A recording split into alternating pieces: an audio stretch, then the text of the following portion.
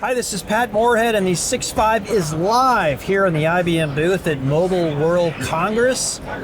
I can feel the excitement. Hopefully you can hear the excitement. And I have to tell you what, 2023 MWC is a big year, a lot bigger than 22 and a lot bigger than 21 because it didn't even happen. So here we are. It's got the energy of 2019, but 4 years of innovation packed in, which is great to see. And I hope people can hear, but I hope they don't hear too much. Exactly. In the end, I hope our guests can hear us and we can hear us. But yeah, exactly. It is great to be here, Pat. And it's been a great day so far. A lot of really interesting interviews, and we got one more here. And by the way, it's been a lot of fun having interviews where we've had customers with the vendors, because it really helps tell another level of sort of insight and truth about what's going on. Because of course the vendors are going to say everything they're doing is terrific, but when the customers come on and say it, it tends to be more believable, and it tends to be built with a lot of proof and experience. Well, with that said, introduce our guests. Luke from Vodafone, Lory from IBM Consulting. How are you doing? Very good, thank you. Yeah, good. Been a long day so far, but all good stuff. Luke, you're the grand purifier here, right? It's like Daniel said, like the difference between pundits, we think we know what we're talking about, vendors make claims, but you're here to be the truth teller of the whole thing. So thank you for coming on the show. Yeah, very welcome. Pressure is on. Yeah. Pressure is on. No pressure. So why don't you both do quick introductions and give us just a little bit about your background and your role, and Lory, ladies first. Thank you. So Lory Thorpe, I am part of IBM Consulting, and I lead the portfolio for Telco transformation. I'm Luke Ibbetson. I lead the Group Research and Development team worldwide for Vodafone, which is a fantastic job that I'm very pleased to be left alone to do, basically. No, that's great. So what we're here to talk about, hopefully it's not a surprise to you, is quantum safe for telco. Both of our respective companies have quantum computing practices, but we want to take a more definitive slice of that for creating a quantum safe telco. And first off, what is the state of the industry right now? Lory, I'll kick it off with you. So NIST has been very busy over the last few years in selecting algorithms, so that we can look at that as a little bit of a starting point in terms of the standardization. And last year they selected the initial 4 algorithms that will be going to standardization. I think one interesting thing you mentioned is quantum safe for telco. So there's a quantum safe piece which is obviously not specific to telco. The work that we're doing is how do we then apply it to telco, and in particular what is it that the operators are going to need, what do we need from the supply chain, and how does that work its way throughout the wider ecosystem. So there is that basically is the work that we're doing from a quantum safe for telco perspective. Excellent. Give a little background on what that actually is, though. What is quantum safe cryptography? So I guess we can start with saying what is a quantum computer today. So we don't have quantum computers that can currently crack the ciphers and the codes and the security that we put around customer data and how we operate networks. However, quantum computers are expected to be able to crack the security that we use today in a few years' time. Don't ask me when it's going to be, because nobody knows. I just do know that there are a heap load of bright people working on this. Good companies like IBM are hitting their roadmap in terms of the machinery. What we need to start doing, though, is adopting a new way of protecting the data that we believe is going to be resistant to quantum attack in the future. And the reason why we need to do it now is because people are already harvesting data in anticipation of being able to decrypt it. So it doesn't matter if they're not actually here yet, the data can be stored and decrypted later. So we want to get ahead of that. Well, the good news is, and this doesn't always happen, is you have the industry getting ahead of what it knows could likely be a very big issue. But I'm curious, though, what is the overall impact of these quantum computers to the security of telcos? Maybe I'll start with you. Mm-hmm. Well, I mean, cryptography as we know it is compromised. So public key cryptography that is compromised, if you start looking at where that is used in telco systems, you can see that it impacts all different levels of the stack. So, and this is really part of the work that we're doing, which is really understanding what is going to be vulnerable, what needs to be fixed, in what order, how do you prioritize. So there's the inventory piece becomes very critical, because even though we may not need to fix it today, what we want to do is we want to prepare. We want to make sure that we're as prepared as we can be.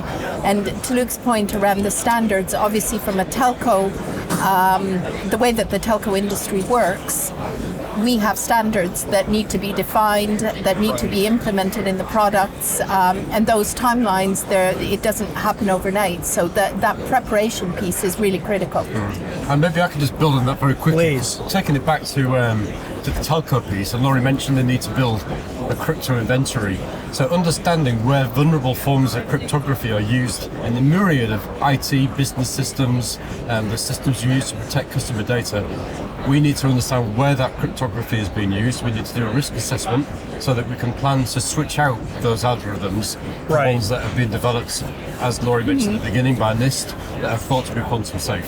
Now, is this status quo for telcos, meaning getting ahead of something before it hits, or is this something that's new and a little bit unprecedented? I mean, I've been, I guess, in the industry a long time. I haven't seen this much getting ahead of it. Maybe 512, 256 bit encryption, right? When we had the ability to crack 8-bit, but the question is this something new? It's not new. It is something. Versions of this have happened in the past. Right. There's a comparison with Y2K, and they call it. I've heard it called Q2K. Except we don't know when the 2K date is going to hit. So no, I don't think it's necessarily anything new. But I think one thing that I believe is improving from a telco perspective is maybe a better appreciation of the need for preparation. Right. And obviously security is really high on everybody's agenda. So this isn't something that we want to leave until it is too late. The other thing to your point, we're not just looking at post-quantum, it's about crypto agility. So actually there is an intermediate step where we create the environment where post-quantum cryptography can be implemented in an easier way than maybe is possible today. So a lot of the work that we're looking at, it's a journey towards post-quantum, right. But along the way you've got the crypto agility piece, which is really what's going to enable that going forward. Yeah. It sounds like a lot of the risks are shared with some of the other regulated industries that are going to be facing similar issues as quantum cryptography continues to move forward, and security analysts and the CISOs have a new set of challenges in front of them. It'd be kind of interesting though, getting ahead sounds really positive. Of course, there's a lot of expense. Not knowing when it's going to come to fruition means you're spending kind of in advance of maybe getting benefit. Can you kind of give me a little bit of a risk reward of taking this action and being so on? I'm going to jump in because it's not spending more, it's actually spending correctly, spending wisely. So we're trying to future-proof investments and making sure that the equipment we procure, which quite often can be at the natural refresh cycle, we want to make sure that security gateway, for example, or E-node-B, which is the thing that powers a radio tower, we want that equipment to have the capability to be using quantum safe crypto algorithms. So it's all about planning, to be honest, knowing what to do first so that you're ready to. And if I can weigh, because when I said expense, obviously security has always been one of those things that's been a bit of a balance for companies, where they're sort of like spend now, and it's kind of like, because you're going to get hacked at some point, or wait, where even at the board level, it's kind of been like, should we spend more? And then until you get hacked and you see all the value that your company can lose through, having an incident, and then you go, we literally should have spent more sooner. So it makes a lot of sense, but at the same time, that balance has always been out there where security is one of those things It's no different to any other business risk and where you decide to place your bets. Protecting customer data, continuing to protect customer data is fundamental to our existence as a mobile network operator. Likewise, making sure that our network infrastructure can't be hacked and switched off or operated by the wrong people is fundamental to our future. And it is about taking a measured approach. So this isn't about creating unnecessary panic or going too early. It is about creating a measured approach, and this is something that has been, we're highlighting because it is risk-based, and we want things to be done at the right times. So, for example, one of the things that has been discussed at length is around whether whether the standards are coming too late, or whether we should be looking at pre-standards. There isn't. I would say there isn't necessarily a case for looking at pre-standards, but there is a case for preparing. We should also say something about the fact that there is a good side to this as well. The quantum computers do bring a lot of opportunities, not just about risk. It's just inconvenient that they happen to be able to solve the mathematical problems that underpin a lot of cryptography. And they're very good at that. They're very good at that. But they're also good at other things as well. So we're looking at the plus sides within the telco industry, as well as the need to protect against the risk. Yeah. So I'd love to wrap up this segment talking about a special quantum telecom security task force that both companies are on. Can you share what the goal of the task force is and what individual roles your two companies play? So the Post-Quantum Telco Network Task Force, it was established back in September last year. It was initiated by IBM and Vodafone. We have been working with the GSMA because we felt there was a need for an industry-level initiative. Since then, we have been working with the wider ecosystem.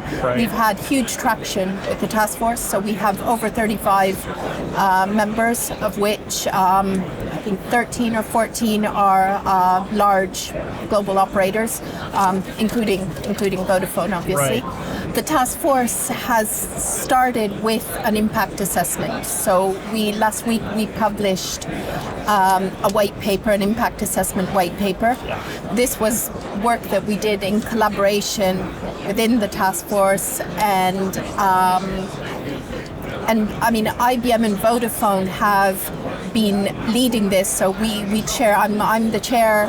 Luke is the vice chair of the task force. However, there's been huge collaboration and active participation from the other members of the task force. Yeah, and I think we've built a really good level of consensus so that we've been able to raise awareness of the risk, not cause panic, but at the same time set out some very practical steps as to what we should be doing as an industry, more globally, and also as individual operators.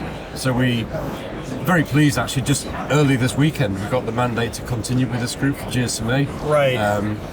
So we're going to be rolling out the next phase of this task force, and we welcome everybody to join in. Well, the industry appreciates your leadership. I mean, somebody has to go first and put resources in. And quite frankly, I couldn't think of two amazing companies to do it. I know everything that what IBM is doing on the quantum side, and it is one of the leaders. I can make the argument the leader right now with what it's doing. And Vodafone, with its leadership opportunities, you guys are out ahead of a lot of folks as well. So it sounds like a marriage made in heaven, and here we go. So I want to thank you both for coming on the show, and we'd love to do a follow-up with you maybe next year to hear more about as it becomes more reality and to fruition. So thank you so much. Thank you. Brilliant. Pleasure. Thank you so much. All right, everybody, there you have it. We are here in the booth at IBM at Mobile World Congress 2023. Thanks for signing in. We will be back with more videos, so hit that subscribe button. We always love our fans. For Patrick, for myself, for this episode, it's time to say goodbye. We'll see y'all later.